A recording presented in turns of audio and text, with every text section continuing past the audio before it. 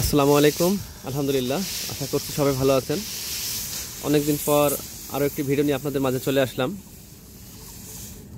আমি নিয়মিত আপনাদের মাঝে ভিডিও দিতে পারি না, একটি বিশেষ কারণ হয়তো অনেকেই জানে, আমি ঢাকাতে একটি জব করি, আর এই জন্যই আমি আপনাদের মাঝে নিয়মিত ভিডিও দিতে পারি না। তো সর্বোপরি কথা হচ্ছে, আমি একজন খামারি হিসেবে আমি নিজেকে পরিচিত করতে চাই, যার কারণে আমি চাকরির পাশাপাশি একটি খামার পরিচালনা করতেছি প্রায় 7 বছর হলো। এটা আমার কাছে মনে হলো যে আমি যদি হঠাৎ করে যে খামার শুরু করি, সেখানে লাভ হবে না লস হবে, কোনো সমস্যা হবে কি না।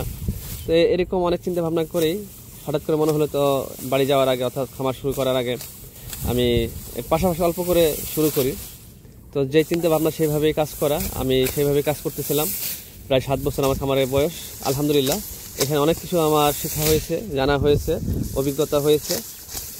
তবে আসলে জানার অনেক কিছুই আছে, এখানে হয়তো অনেক কিছু জানি না, কারণ আমি এখানে নিয়মিত থাকতে পারি না। এই কারণেই যেহেতু আমাকে জব করতে হয় ঢাকাতে, আমি মাসে 1বার বা 2বার বাড়িতে আসি, তখন আমি খামারের কাজগুলো আমি নিজে করার চেষ্টা করি।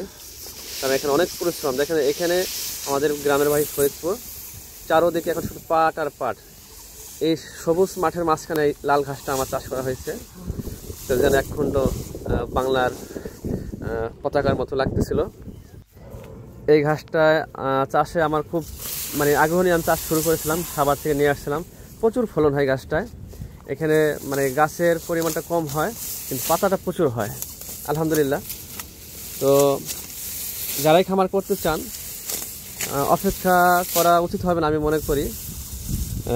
সরাসরি করতে পারেন, এবং চাকরি যদি কেউ করেন, চাকরি পাশাপাশি করতে পারেন। বিদেশ যারা থাকেন তারা বিদেশ থেকেই 2-1টা থেকে শুরু করতে পারেন, যদি বাড়িতে ব্যাকআপ দেওয়ার কেউ থাকে। আলহামদুলিল্লাহ, আমার আব্বা আছে, উনি যথেষ্ট সাপোর্ট দিতেছে এবং সেই দেখাশোনা করতেছে। আলহামদুলিল্লাহ, খুব তাড়াতাড়ি নিয়মিত আপনাদের মাঝে আসবো আশা করতেছি। তো আপনাদের মাঝে এখানে 2টা বিষয় শেয়ার করতে চাই। একটা হচ্ছে পরিশ্রম, আর একটা হচ্ছে ঘাসের কোয়ালিটি। খামার করতে গেলে আপনাকে ঘাস চাষ করতে হবে, এবং ঘাসের ক্ষেত্রে কোন ঘাসটা আপনারা এখানে চাষ করবেন। বাংলাদেশের প্রাণী সম্পদ মন্ত্রণালয় থেকে যতটুকু জানি, অধিদপ্তর থেকে জানি যে ঘাস চাষ করতেছি, যেমন বিশেষ করে সাভার ডেইরি ফার্মে 3টি ঘাস আমার খুব পছন্দ। একটি হচ্ছে রেড পাকচন, অস্ট্রেলিয়ান ঘাস, জারা ঘাস, চায়না ঘাস যেটা, এবং নেপিয়ার পাকচন ঘাস যেটা। এই 3টি ঘাসই দারুণ ফলন হয়। তবে সবচেয়ে পছন্দ হচ্ছে আমার লাল ঘাসটা, লাল পাকচন। এটা হচ্ছে অস্ট্রেলিয়ান ঘাস, প্রচুর পরিমাণে ফলন হয়। এই জমিটা আমার 6 বছর রানিং ঘাস চাষ করতেছি, এবং এই জমিতে এত আগাছার পরিমাণ এত বেশি বলার মতো না। যেহেতু আমি বাড়ি থাকি না, আব্বা দেখাশোনা করতে হয় করেন, সব দিকে সে ওইভাবে হয়তো ব্যাকআপ দিতে পারে না। তারপরেও অযত্নে এই ঘাসটা এত ভালো হয়। তো প্রাণী সম্পদ অফিসের একজন ডাক্তার আছেন আমাদের, মশিউর রহমান স্যার, তো উনি বলেছিলেন যে লাল ঘাসটার কোয়ালিটি এরকম যে অন্যান্য ঘাস মাটির কোয়ালিটি যদি কমে যায়, হয়তো প্রোটিন পার্সেন্টেজ, ভিটামিন 2-এ চলে আসে, কিন্তু লাল ঘাসটা 10-এর নিচে আসে না। তো আমার কাছে কেন যেন মনে হয় কথার সত্যতা আছে, কারণ এটা খাবার, এই ঘাসটা যখন আমি গরুকে খাওয়াই, আমার আব্বা বেশ কিছুদিন যাবত অসুস্থ, সবাই দোয়া করবেন। আমি গত বৃহস্পতিবার আসছি, বাড়িতে আসার পর দেখি আমাদের গাভীগুলোর অবস্থা খুব খারাপ, দুধের পরিমাণ কমে গেছে। আলহামদুলিল্লাহ, এই ঘাসগুলো কাটার পরে গরুকে খাওয়ানোর পরের দিনই আলহামদুলিল্লাহ দুধের পরিমাণ সাবেক চলে আসছে, নিয়মিত যেটা হয়তো সেটা চলে আসছে।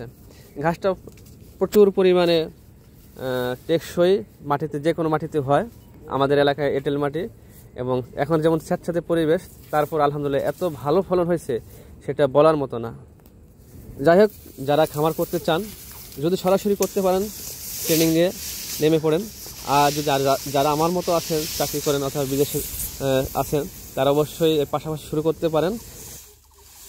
ডেইরি খামারে করতে গেলে আপনাকে 2টি বিষয় ফেস করতে হবে। একটা হচ্ছে কঠোর পরিশ্রম আপনাকে করতেই হবে।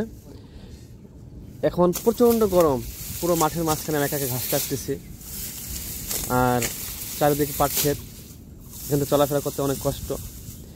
এবং আপনাকে অবশ্যই অভিজ্ঞতা সম্পন্ন একজন ব্যক্তি হতে হবে, কারণ ডেইরি খামার করতে গেলে আপনাকে অভিজ্ঞতা না থাকলে আপনি এখানে টিকতে পারবেন না। ডেইরি খামারে অভিজ্ঞতা এবং কঠোর পরিশ্রমের বিকল্প কিছু নেই। এই 2টো জিনিস আপনাকে মানতে হবে, এবং খামার করতে হবে, তাহলে হয়তো আপনি এখানে সফলতা পাবেন।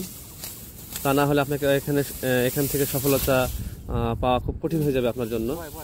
কারণ সেটা আমি আমার ছোট্ট অভিজ্ঞতা থেকে বলতে পারি। এই জন্যই আমি আগে থেকে করার চেষ্টা করেছি। সবাই আমার জন্য দোয়া করবেন। ইনশাল্লাহ হয়তো খুব তাড়াতাড়ি আপনাদের মাঝে আমাকে নিয়মিত পাবেন। ইনশাল্লাহ দেখা হবে। সবাই ভালো থাকবেন। আসসালামু আলাইকুম ওয়া রাহমাতুল্লাহ।